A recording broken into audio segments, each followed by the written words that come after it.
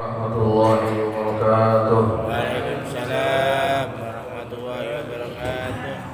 Ya Rabbi bil Mustafa balligh maqasidana waghfir lana ma madha ya wasi'al karami.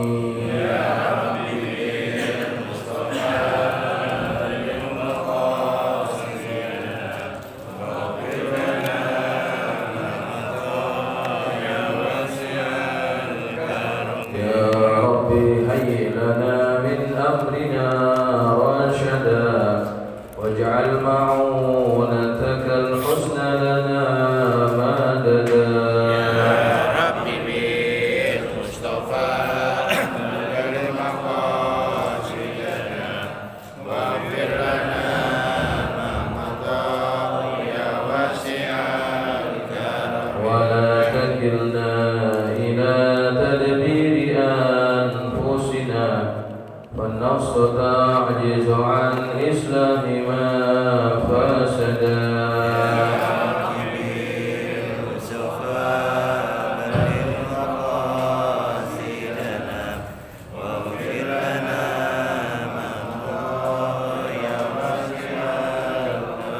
أنت الكريم وقد جهزت يا آملي إلى أيادك وجها سائلا ويدا يا رب بالمصطفى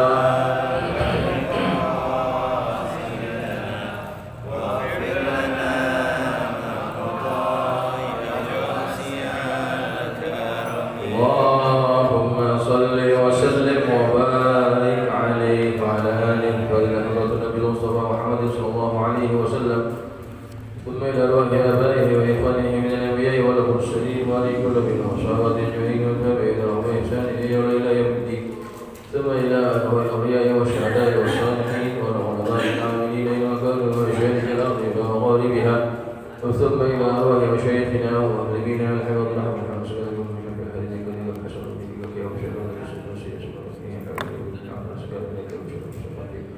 Ya Allah, subhanahu wa ta'ala syai'in kami syai'in syai'in syai'in ويعيد على بركاتهم وصلاحهم وأنوارهم وعلومهم ونفحاتهم في الدين والدنيا والآخرة وثم إلى روح مؤلف هذا الكتاب الإمام النووي الله ذو شأن رحمه وغفرة ويعيد علينا من بركاته أسرار أنواره وعلومه ونفحاته في الدين والدنيا والآخرة وعلى دين الله يفتح علينا فتوح العارفين ويفقهنا في الدين ويرزقنا كمال الإخلاص واليقين وعلى كل نية صالحة وإلى حضرة النبي المصطفى محمد صلى الله عليه وسلم الفاتحة. أعوذ بالله من الشيطان الرجيم. بسم الله الرحمن الرحيم. الحمد لله رب العالمين الرحمن الرحيم مالك يوم الدين إياك نعبد وإياك نستعين اهدنا الصراط المستقيم صراط الذين أنعمت عليهم غير المغضوب عليهم ولا الضالين.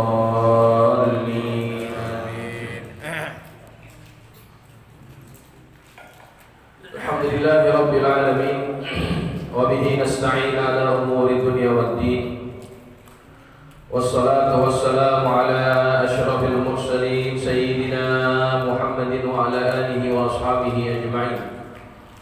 سبحانك لا علم لنا إلا ما علمتنا إنك أنت العليم الحكيم. رب اشرح لي صدري ويسر لي أمري واحلل عقدة من لساني يفقهوا قولي. أما بعد فإن أصدق الحديث كتاب الله تعالى وخير الهدي هدي محمد صلى الله عليه وسلم وشر الأمور محدثاتها وكل محدثة بدعة وكل بدعة ضلالة وكل ضلالة في النار.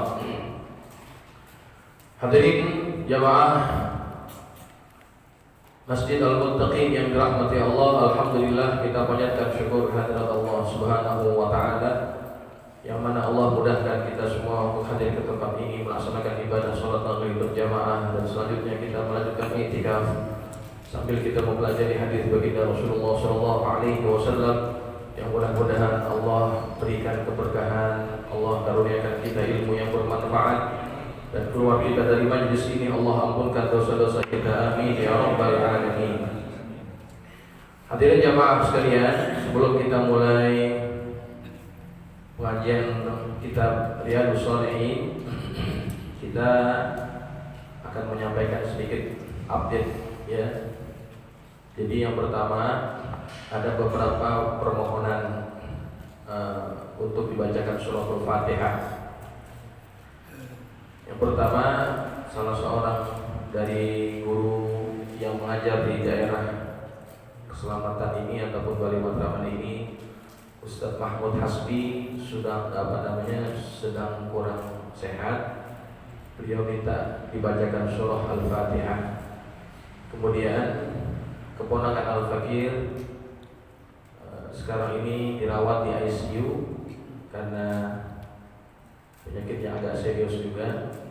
Mohon dibacakan surah Al-Fatihah. Mudah-mudahan dengan keberkahan surah Al-Fatihah, kedua orang ini, Ustaz Mahmud dan juga keponakan Al-Fakir, diberikan kesembuhan oleh Allah Subhanahu wa taala. Dan kemudian niat surah Fatihah ini dimintakan kepada kita untuk dibacakan surah Fatihah. Salah seorang jamaah Darul Husna, yaitu Ibu Hajah Sarah Lubis, akan menikahkan anaknya pada tanggal 4 Januari. Jadi beliau memberikan infak atau sumbangan sebanyak 4 juta rupiah, dan beliau minta dibacakan surah Al-Fatihah. Mudah-mudahan proses pernikahan anaknya itu lancar dan diberikan keberkahan Allah Subhanahu wa taala. Ala hadhihi niyyat wa ala kulli niyyatin shalihah jalibah likulli khair dafi'ah likulli khair jalibah likulli khair dafi'ah likulli syarr lana wa li ahbabina wa li ahbaitina wa li ahli baitina wa ila hadratin nabiyil mustafa Muhammad sallallahu alaihi wasallam. Al-Fatihah. A'udzu billahi minasyaitonir rajim. Bismillahirrahmanirrahim. Alhamdulillahi rabbil alamin, arrahmanir rahim, maliki yaumiddin. Iyyaka na'budu wa iyyaka nasta'in. Ihdinas siratal mustaqim, siratal ladzina an'amta 'alaihim ghairil maghdubi 'alaihim waladdallin. Amin. Jamaah sekalian, satu lagi update sebentar kita ingin sampaikan, kabar gembira juga. Ada salah seorang jamaah hamba Allah yang ketika melihat masjid ini lampunya agak kurang terang, kemudian beliau menyampaikan melalui Pak Zainal akan mengganti semua lampu nih. Lampu masjid yang sekarang ini 18 watt dipandang kurang terang ya. Maka beliau akan mengganti semua lampunya, sekaligus biaya pemasangannya menjadi 20 watt per lampu. Jadi insya Allah program itu akan dilaksanakan pada bulan Januari ya. Insya Allah Januari meski kita lebih terang. Insya Allah nanti Januari juga kalau sudah selesai program wakaf AC, kita bisa proses ya. Kekurangannya tidak banyak untuk program wakaf AC. Saya kira kurang dari 7 juta lagi ya. Kurang dari 7 juta, jadi kita bisa memulai proses pemasangan dua, sehingga bulan Ramadan pasti kita sudah semakin nyaman, jamaah yang ibadah juga semakin khusyuk ya. Itu harapan kita. Mudah-mudahan Allah memudahkan semuanya dan Allah memberikan keberkahan kepada hamba Allah yang berniat baik. Allah luaskan rezekinya, Allah berikan kesehatan yang sempurna dan afiat. Amin ya rabbal alamin. Baik jamaah sekalian, kita akan melanjutkan pengajian kitab Riyadhus Shalihin, masih dalam bab yang sama, bab tentang amar ma'ruf nahi munkar. Kita masuk pada hadis yang ke-191 ya. Bismillahirrahmanirrahim. Qala al-musannifu rahimahullahu ta'ala wa ghafara lahu wa liwalidayhi wa limasyayikhihi wa nafa'ana bihi wa bi'ulumihi wa bikum fid dharain amin. Radiyallahu ankum. Qala radiyallahu anhu an Abil Walid Ubadah bin Samit radhiyallahu anhu qala بايعنا رسول الله صلى الله عليه وسلم على السمع والطاعة في العسر واليسر والمنشط والمكره وعلى أثرة علينا وعلى أن لا ننازع الأمر أهله إلا أن تروا كفرا بواها عندكم من الله تعالى فيه برهان وعلى أن نقول بالحق أينما كنا لا نخاف في الله لومة لائم. Dari Abu Walid Ubadah bin As-Samit radhiyallahu anhu, beliau berkata, Ubadah bin As-Samit ini sedikit saya cerita, beliau ini orang Madinah. Beliau ikut dalam yang pertama Bai'ah Aqabah, yang pertama dia ikut Bai'ah Aqabah, yang kedua dia ikut perang Badar, perang Uhud, kemudian Bai'atul Ridwan, beliau ngikut. Jadi memang sahabat yang sangat loyal dengan Nabi Sallallahu Alaihi Wasallam. Nah, beliau ini setelah Nabi wafat, Umar bin Khattab mengutus dia menjadi guru atau muallim ke negeri Syam. Ke negeri Syam bersama sahabat Nabi yang lainnya, diantaranya yaitu Abu Darda, kemudian Mu'adz bin Jabal. Mu'adz bin Jabal diutus kemana? Diutus ke Palestina. Kemudian Abu Darda diutus kemana? Abu Darda itu diutus ke Damaskus. Kalau Ubadah bin As-Samit maka dia diutus ke negeri Homs atau Hims. Hims itu bahasa dulu. Bahasa sekarangnya Homs. Ya, satu kota besar di Suriah. Ya, jadi kalau Suriah itu punya kota besar, yang pertama Damaskus, yang kedua Aleppo. Aleppo bahasa Arab dulunya Halab. Ya. Sekarang orang sebut Aleppo, itu kota besar. Yang ketiga Hims atau yang sekarang disebut dengan Homs. Jadi tiga kota besar ini pernah didatangi oleh sahabat-sahabat Nabi untuk diajarkan kepada mereka. Baik, itu tentang Ubadah bin As-Samit. Beliau berkata, kami berbaiat kepada Rasulullah Sallallahu Alaihi Wasallam. Baiat ini maksudnya apa? Baiat artinya berjanji setia. Kenapa pakai istilah baiat? Karena para sahabat Nabi pada waktu itu mereka mengulurkan tangan. Mereka mengulurkan tangan kepada Nabi Sallallahu Alaihi Wasallam, kemudian yang lain ikut. Satu orang pegang tangan Nabi, yang lain ikut. Nah, itu namanya baiat, janji setia. Jadi kalau sahabat-sahabat sudah diminta baiat, maka mereka pasti akan 100% akan mengikuti apa yang dimaksudkan, apa yang termaktub dalam baiat itu. Nah, itu baiat namanya, janji setia. Ya. Jadi kami berbaiat kepada Rasulullah Shallallahu Alaihi Wasallam untuk apa? Untuk mendengar dan mentaati dalam kondisi sulit maupun mudah, dalam perkara ringan maupun berat, dan untuk mengalah, tidak menentang kepemimpinan dari yang memegangnya, kecuali jika kalian melihat kekufuran yang nyata, di mana kalian memiliki bukti yang jelas dari Allah Ta'ala tentangnya, dan agar kalian mengatakan kebenaran dimanapun kami berada, tanpa takut kepada cemoohan orang yang mencemooh dalam urusan membela agama Allah. Nah, ini isi baiatnya. Mereka taat setia, dengar patuh terhadap pemimpin waktu itu, yaitu Nabi Shallallahu Alaihi Wasallam, dalam segala keadaan, dalam keadaan senang, susah, ringan, gampang, berat, dan lain sebagainya. Itu mereka diminta untuk tidak meninggalkan Nabi Shallallahu Alaihi Wasallam. Dan itu jamaah dibuktikan oleh para sahabat Nabi ketika perjanjian Hudaybiyah.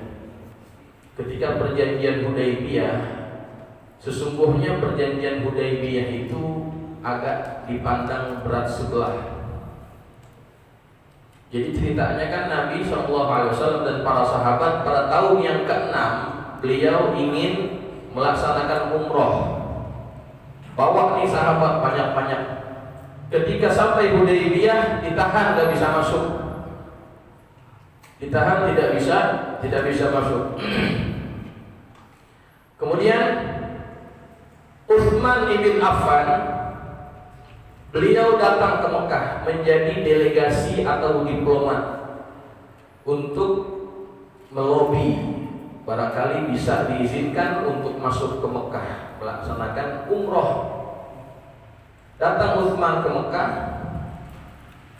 Kemudian beredar isu bahwa Utsman ini dibunuh.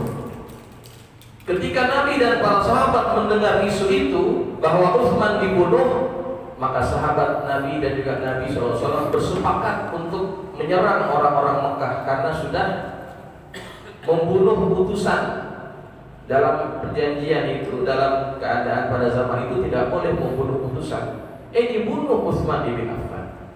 Kedengarannya begitu, padahal tidak. Maka Nabi kumpul itu semua sahabat-sahabat untuk juga berbaiat.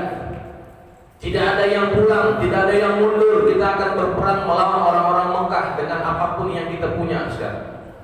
Sahabat tidak ada yang mundur, Pak. Semua mengikut apa yang menjadi keinginan baginda Rasulullah. Kenapa sahabat-sahabat waktu itu mau ikut berjuang dengan Nabi melawan orang-orang Mekah? Karena mereka sudah berbaiat sebelumnya. Jadi diminta lagi komitmen mereka terhadap baiat itu. Akhirnya mereka setuju. Nah, ketika orang Mekah mendengar Nabi dan para sahabat ingin menyerang Mekah, ketakutan orang Mekah nih. Ketakutan, akhirnya datang nih utusan-utusan Mekah untuk mengadakan perundingan, dibawa sekalian Utsman bin Affan. Ternyata Utsman nggak dibunuh, hanya isu.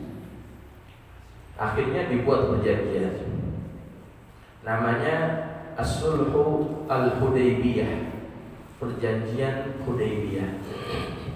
Banyak poin-poin di situ, diantaranya yang dianggap merugikan Nabi.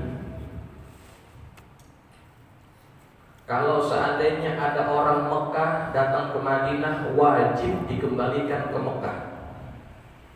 Tapi kalau ada orang Madinah datang ke Mekah, orang Madinah, orang Islam datang ke Mekah, nggak boleh dipulangin, ditahan. Itu adil nggak tuh kira-kira? Nggak adil kan? Giliran orang Mekah masuk Islam, dia pergi ke Madinah hijrah, itu wajib dikembaliin. Tapi giliran orang Madinah, orang Muslim ke Mekah, nggak boleh dibalikin. Itu diantara yang dianggap memberatkan. Kata sahabat Nabi, ya Rasulullah, ini perjanjian tidak adil. Ini perjanjian tidak adil. Apa kata Nabi? Jangan, enggak. Saya akan tanda tangan. Sahabat ketika Nabi memutuskan perkara, saya akan tanda tangan, saya akan membuat persetujuan. Mereka sepakat, mereka enggak mereka tidak mempertikaikan keputusan Rasulullah. Sampai-sampai ketika nama Nabi mau ditulis, ya, Muhammad Rasulullah sebagai tandanya, gitu ya. Muhammad Rasulullah. Kata orang Mekah, kata orang kafir, enggak, hapus tuh nama Muhammad bin Abdullah, enggak ada Rasulullah begitu.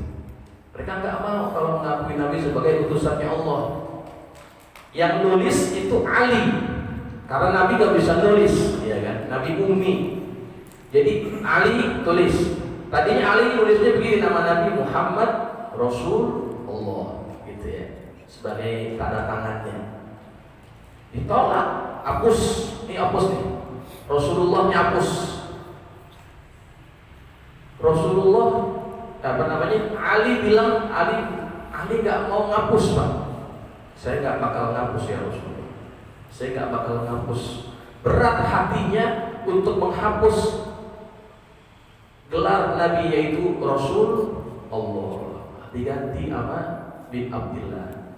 Ketika Ali agak berat hati, dia takut kurang adab dengan Nabi, Nabi langsung samperin, di mana yang mereka mau minta saya hapus. ini ya Rasulullah, dihapus sama Nabi.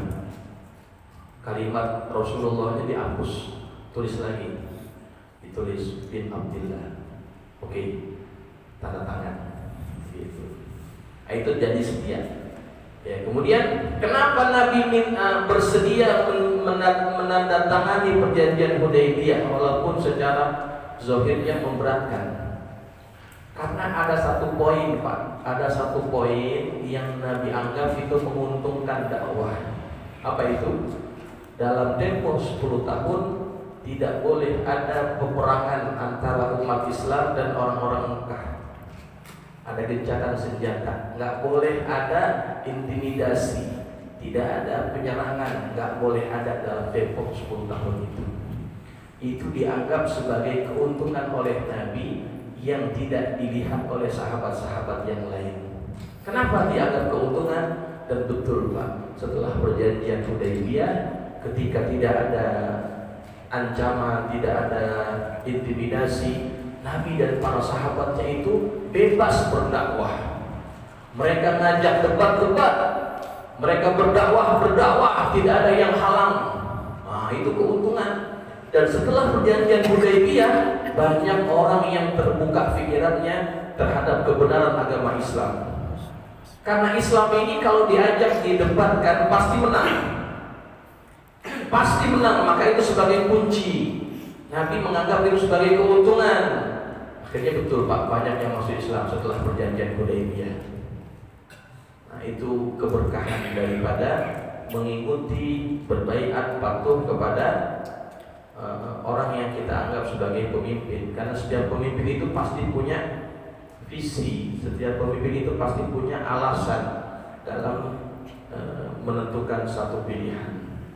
Ya, maka kita harus tetap berpatuh, bertaat, mendengar kepada pemerintah yang menjadi pemimpin kita. Selama kapan? Selama dijelaskan di sini, selama kalian tidak melihat kekufuran yang nyata, di mana kalian memiliki bukti yang jelas dari Allah Ta'ala tentangnya. Itu selama pemimpin kita tidak kufur, tidak mengajak kita kepada kekufuran, maka kita mesti mentaatinya. Nah, ini ajaran Islam. Makanya dalam agama Islam itu haram hukumnya kita memerangi pemerintah yang sah. Haram, kecuali kalau memang pemerintah itu sudah menunjukkan bentuk-bentuk kebencian kepada agama Islam, penindasan terhadap agama Islam, maka itu wajib dilawan. Tapi kalau tidak melakukan hal-hal yang bagaimanapun, contoh, Pak, misalnya nih, tahun 2025 pemerintah akan menaikkan pajak PPN, pajak pertambahan nilai sebanyak 12%, asalnya 11%. Nilainya cuma 1%, tapi imbasnya itu besar sekali. Akan ada kenaikan harga barang yang cukup lumayan, ya.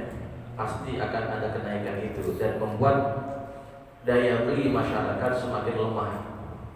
Sekarang bapak-bapak kalau pergi kemana-mana, kita cerita sama tukang dagang, tukang apa, mereka ngeluh, omsetnya menurun. Ada tukang yang biasa bikin besi, Pak Ustadz, ada job nggak? Datang ke sekolahan, Pak Ustadz minta job. Dia kagak ada job dari 6 bulan yang lalu, Pak. Susah. Dan yang nggak ada job bukan cuma dia, banyak. Tuh, jamaah sekalian. Nah, ketika nanti keadaan itu mungkin akan menjadi berat bagi kita, tetap yang namanya kepatuhan mesti dilaksanakan. Tapi yang namanya memberikan kritik itu tidak dilarang. Ya, yang namanya memberikan kritik itu tidak dilarang. Nih, makanya di akhir itu wa ala an naqula bil haqqi aina ma kunna la nakhafu fillahi laumata laim. Kemudian kata Nabi lagi, agar kami mengatakan kebenaran dimanapun kami berada tanpa takut kepada cemoohan orang yang mencemooh dalam urusan membela agama Allah. Jadi terhadap perkara kebenaran itu harus tetap disuarakan. Di antara kebenaran itu adalah membela hak-hak orang-orang yang lemah. Itu kebenaran yang harus disuarakan. Saya ambil contoh. Al-Imam An-Nawawi, dia tinggal di Damaskus. Raja yang berkuasa pada waktu itu namanya Al-Malik Az-Zahir. Al-Malik Az-Zahir dari dinasti Mamluk. Kemudian waktu itu Suriah, waktu itu bukan nggak ada Suriah, Syam itu akan menghadapi serangan dari tentara Mongol. Tentara Mongol ini sudah memporak-porandakan Baghdad. Baghdad waktu itu jadi pusat peradaban, pusat pemerintahan, jatuh pada zaman itu oleh tentara Mongol. Dari Baghdad merangsek kemana? Ke Syam, ke Suriah, Damaskus. Sehingga raja ini memerlukan persediaan persenjataan yang cukup banyak dan keuangan yang cukup. Kemudian karena raja ini menganggap keuangan negara tidak cukup, dia minta para ulama untuk mengeluarkan fatwa. Fatwanya apa? Fatwanya adalah bolehnya pemerintah mengambil harta rakyat untuk membiayai peperangan. Itu fatwanya, membolehkan pemerintah mengambil harta rakyat untuk membiayai peperangan. Diminta para ulama mengeluarkan fatwa. Ulama-ulama pada waktu itu mereka mengatakan, kami tidak akan berani berfatwa kalau Imam Nawawi belum mengeluarkan fatwa. Imam Nawawi siapa yang enggak segan sama dia? Imam Nawawi lah seorang ulama yang mentahrir pendapat-pendapat dalam mazhab Syafi'i. Jadi dialah yang mengklasifikasikan mana pendapat yang mu'tamad, mana pendapat yang lemah. Itu Imam Nawawi punya kerja.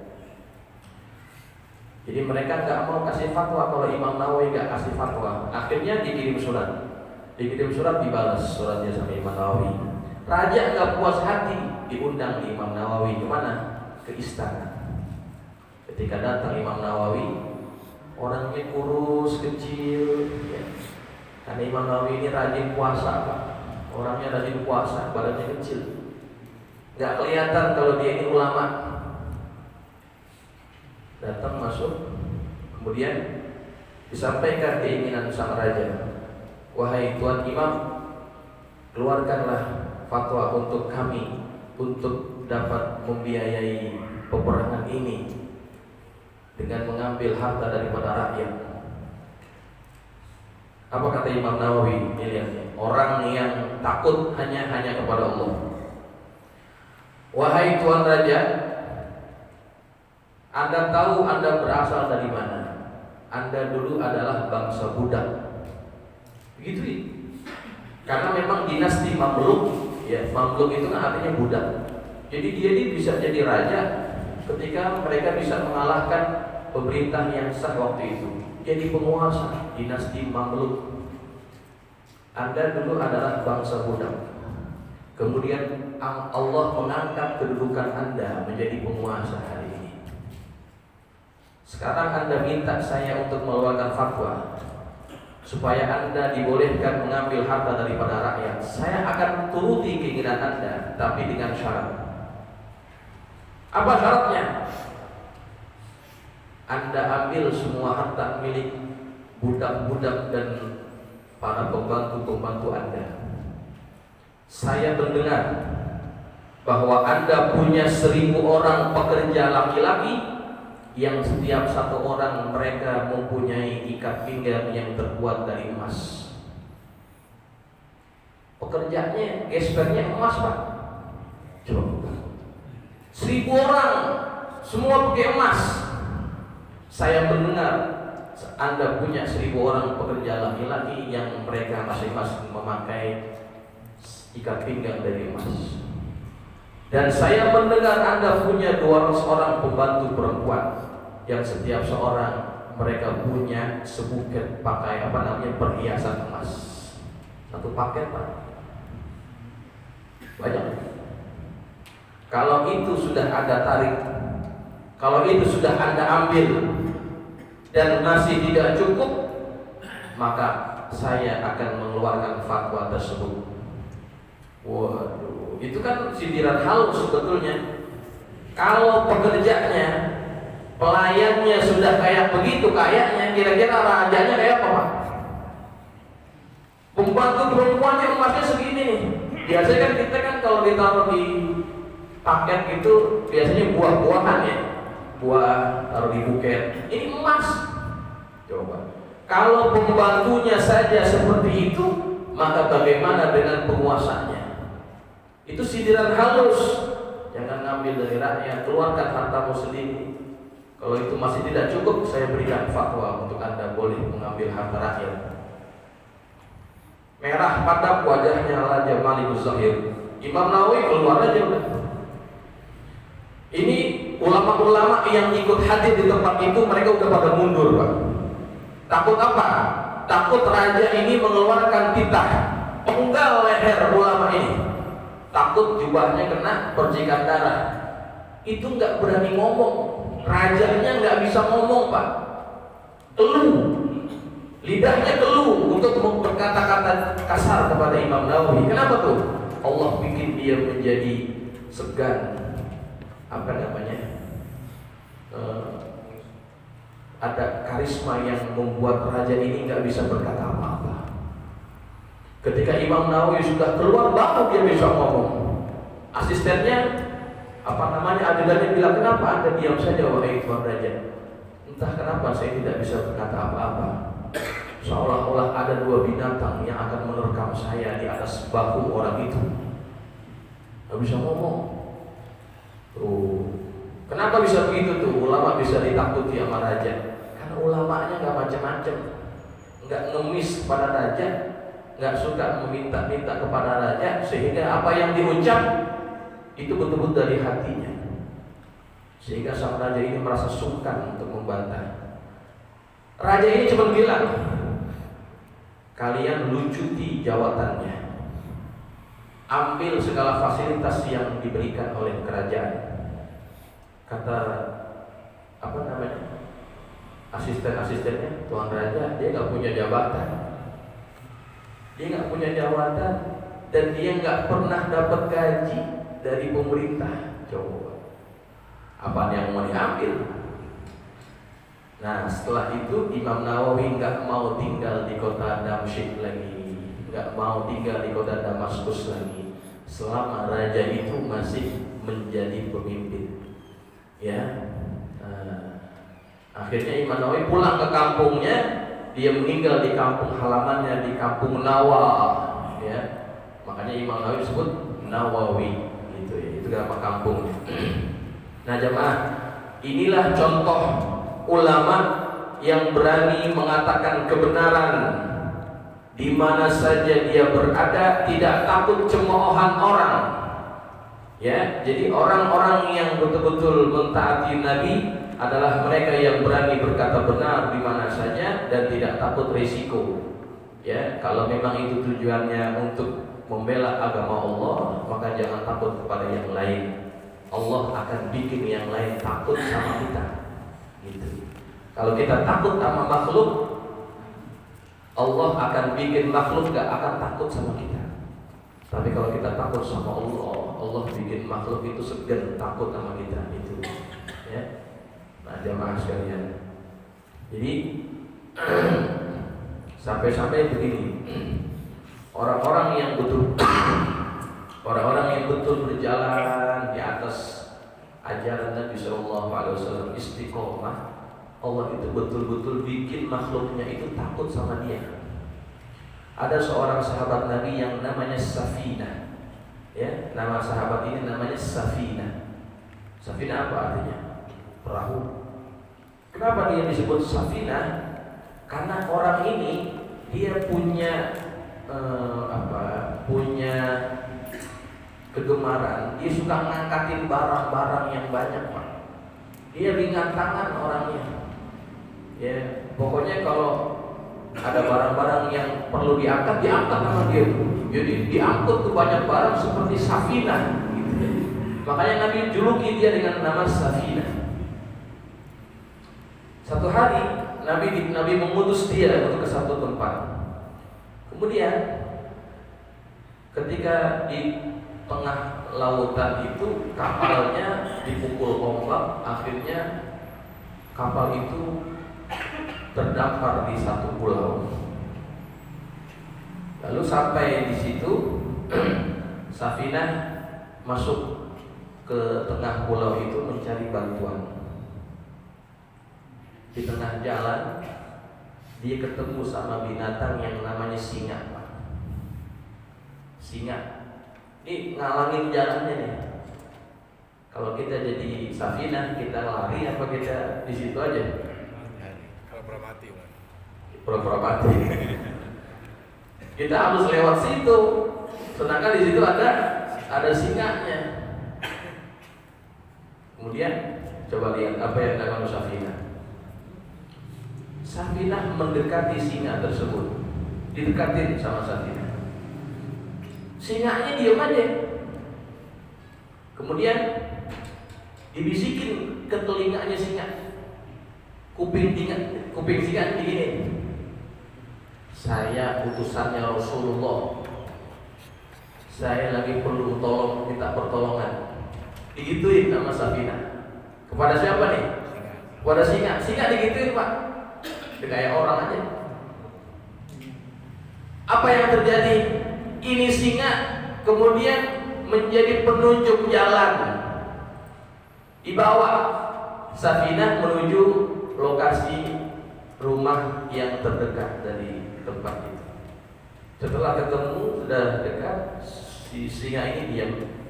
Kemudian dia seolah-olah melepas kepergian singa itu. Sahabat Nabi ini untuk meneruskan perjalanannya. Ini singa yang tadinya ganas, liar, ya, bengis, ya, suka memakan siapa saja termasuk orang, itu nggak berani menyentuh orang yang menjadi utusan ya Rasulullah. Orang kalau yang istiqomah dia nggak akan pernah takut sama yang lain. Gitu. Singa diajak ngobrol.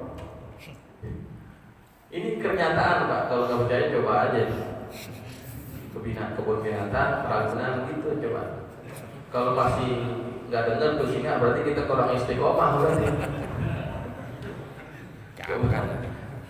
Dan itu kejadian, Pak. Waktu ini ceritanya zaman sekarang nih, bukan zaman Nabi ya. Zaman sekarang Habib Umar bin Hafid waktu dia dakwah ke mana? Dakwah ke Afrika. Itu kan Afrika kan seperti kebun binatang terbuka ya, bebas untuk binatang-binatang. Di suatu ketika ada binatang singa ini mendekat ke mobilnya, dan singa ini kayak kucing, Pak, kayak kucing gitu, ngelus-ngelus badannya ke Habib Umar. Masya Allah. Orang kalau istiqomah, takut sama Allah, nggak takut sama makhluk. Allah bikin makhluk takut sama dia. Gitu. Jadi jamaah sekalian, nah ini perlunya kita istiqomah, berani berkata benar, ya, terhadap apapun selama kita berniat membela agama Allah Subhanahu wa Ta'ala. Baik jamaah sekalian, sampai di sini ada pertanyaan kira-kira? Kalau ada silakan.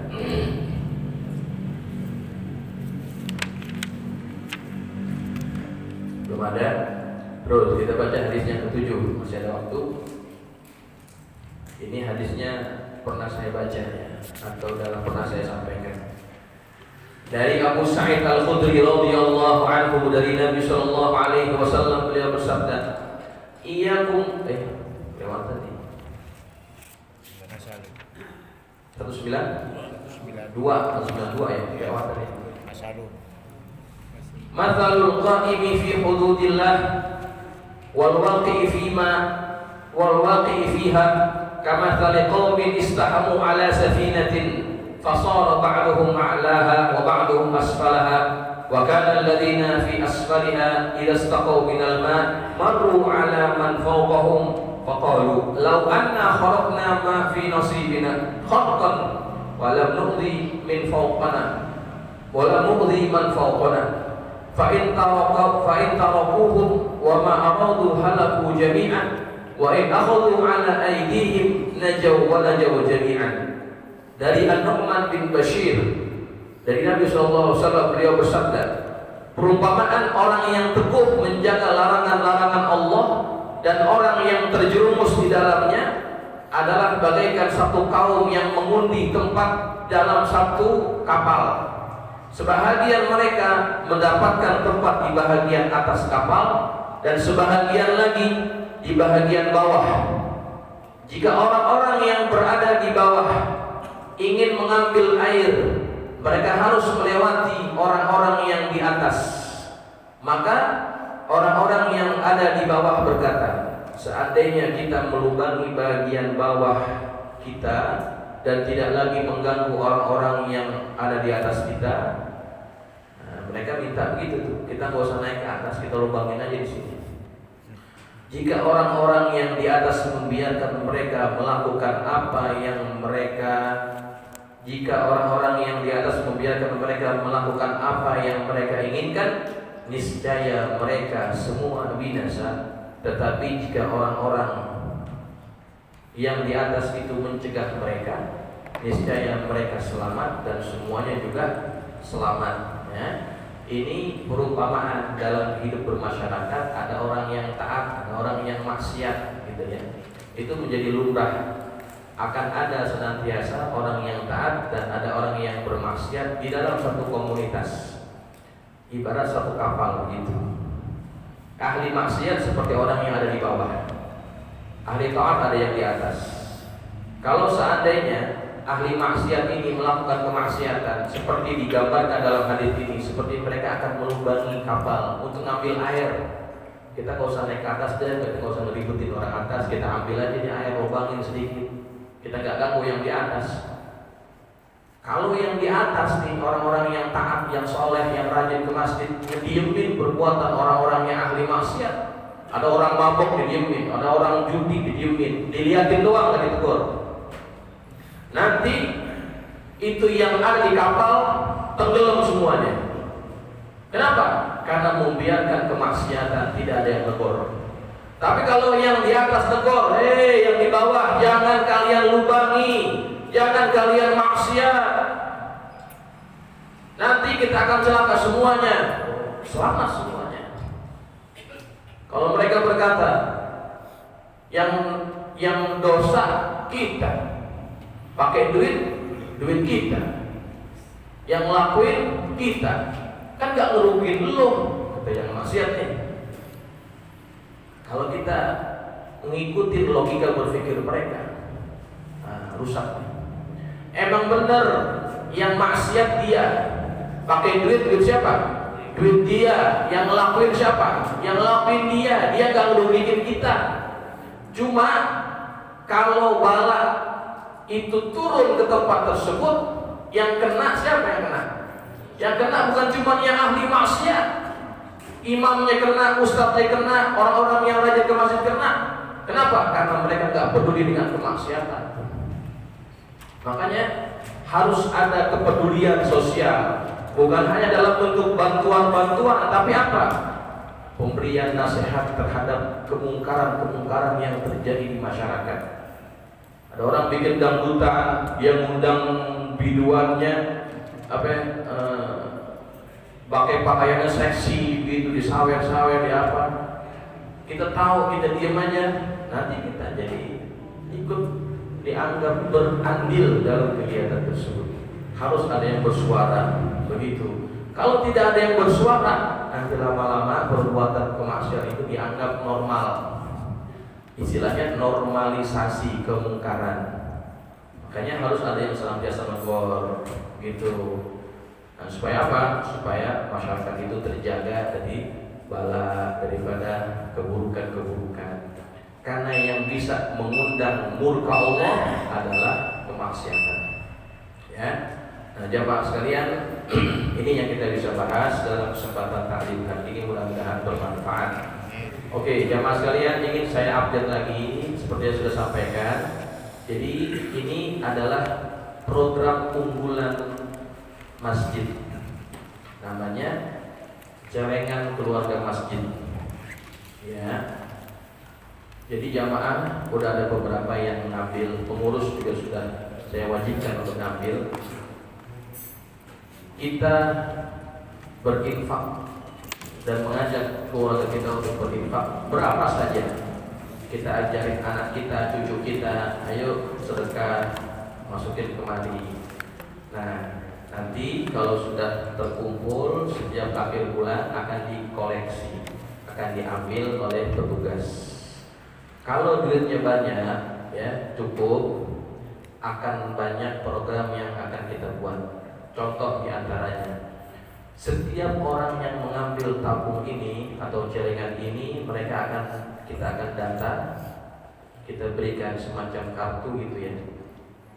Seandainya di keluarga mereka ada yang meninggal, ya, ada yang meninggal, dari data ini akan dikeluarkan untuk membantu meningkatkan proses pengurusan jenazah.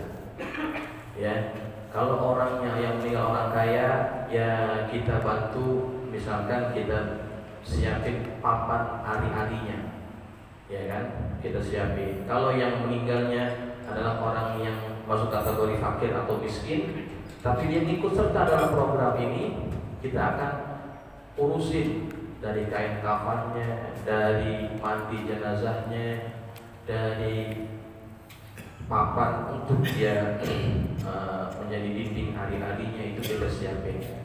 Ya, itu diantara benefit atau keuntungannya. Nanti juga kalau duitnya itu cukup, kita akan bikin bazar murah, bazar murah. Nanti menjelang Ramadan kita jual daging yang biasanya daging misalkan 120 misalnya nih, kita jual separuh harga, sebagiannya kita subsidi dari mana? Dari sini. Begitu. Banyak program-program yang kita bisa buat dengan adanya keikutsertaan kita dalam tabung atau jaringan masjid ini. Insya Allah semakin banyak yang ikut, semakin besar pahalanya. Bukan buat siapa-siapa, buat kita, biar manfaat harta kita dirasakan oleh orang-orang yang ada di sekitar. Nanti kalau kita punya yatim yang perlu dibiayai secara bulanan, kita akan biayai daripada ini. Mudah-mudahan jumlahnya cukup ya, sehingga kita bisa manfaatkan sebaik-baiknya dan seluas-luasnya ya. Jadi silakan jamaah yang ingin ikut serta, hubungi dengan pengurus ya, Pak Zul ataupun Pak Boy ataupun Haji Rafiq. Yang lain sebagainya silakan dihubungi, nanti akan diberikan tabungnya dan akan didata. Setiap bulan akan diberikan laporan keuangan, ya, akan didata, dimasukkan dalam grup WhatsApp. Grup WhatsApp itu tujuannya hanya menginfokan penggunaan dana, gitu. Jadi transparan, tidak ada yang dimanipulasi dan sebagainya. Insya Allah mudah-mudahan bermanfaat. Ya, mudah-mudahan kita bisa mensyiarkan dan memakmurkan masjid sehingga dia lebih memberikan nilai efek sosial kepada masyarakat yang ada di sekitar masjid. Al-Fatihah.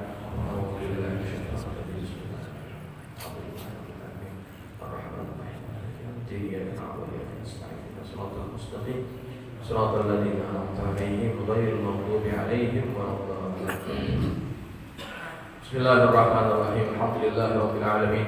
Allahumma shalli ala sayyidina Muhammadin wa ala ali sayyidina Muhammad. Allahumma anfa'na bima 'allamtana wa 'allimna ma yanfa'una. Allahumma zidna wa la tanqusna wa akrimna wa la tuhinna wa a'tina wa la tahrimna wa athirna wa la tu'thir alaina wa ardina warḍa 'anna. Allahumma inna nas'aluka bihaqqi Fatimata wa abiha wa ba'liha wa baniha iftah alaina wa ala auladina wa talmidina futuhal 'arifin wa faqihna wa iyyahum fid din warzuqna kamalal ikhlas wal yaqin. Allahumma zidna fahman nabiyyi wa hifdzal mursalin wa ilhamal malaikatil muqarrabin bi rahmatika ya arhamar rahimin. Allahumma ij'alna minal ladzina yastami'una al-qawla fayattabi'una ahsanah. Wassallallahu ala sayyidina Muhammadin wa ala alihi wa sahbihi wa sallam. Walhamdulillahi rabbil alamin. Assalamualaikum warahmatullahi wabarakatuh.